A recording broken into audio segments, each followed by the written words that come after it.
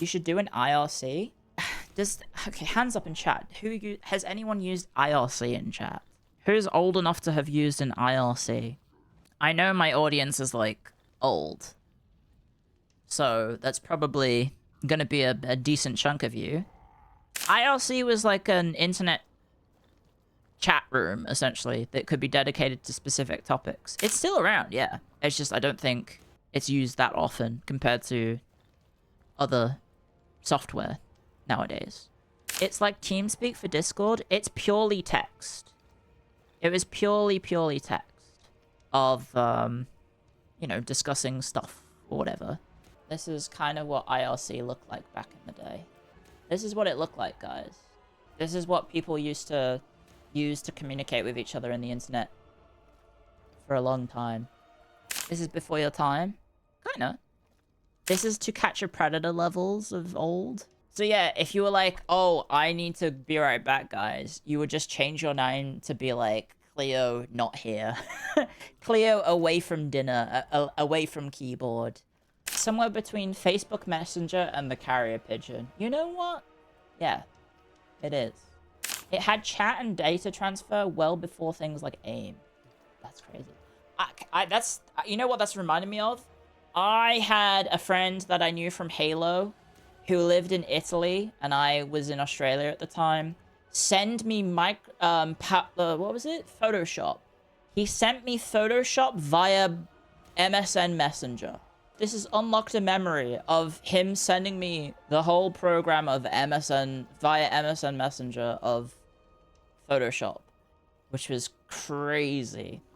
I can't believe I remembered that. And then I had to get like a, what was it called? A key generator? This was in like 2007, I think. LimeWire? Yeah, you got LimeWire, and then you used LimeWire to download the paid version of LimeWire. Because they didn't realize that people would just put the paid version of LimeWire on LimeWire, so you could just download the paid version of LimeWire instead of having to pay for it yourself. And then you would be like, oh, I want to listen to the new Linkin Park album, and it was just a video of, it would be like linkinpark.exe, and it's like, yeah, you don't download that one. I think there was some weird logic behind LimeWire. It's like, oh, if you paid money on LimeWire, then it wasn't illegal what you were doing.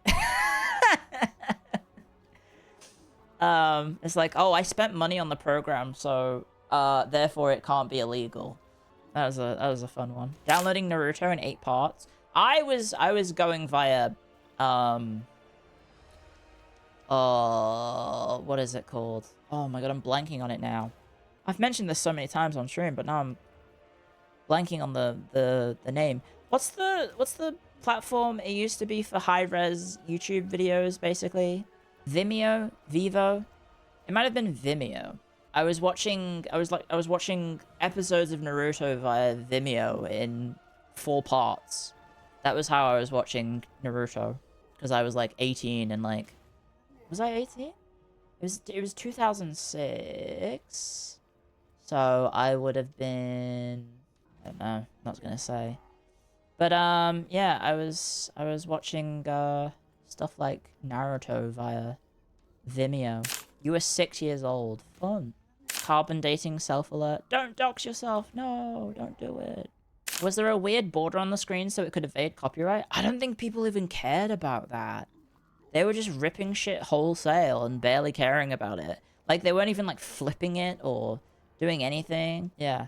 You could just watch anime and TV shows for free on the internet, because there wasn't really, like, an automatic copyright system back then like it is now.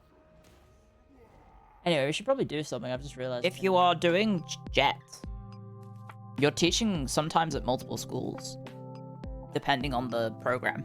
You're teaching every English class in that entire school. You're doing JET? Oh, shut up. I'm gonna report her. I'm gonna tell her you said that. And she's gonna ban you on the spot. She's gonna be /ban. And then you never get to see Twat Tuesday ever again. Like, unless it's via my perspective.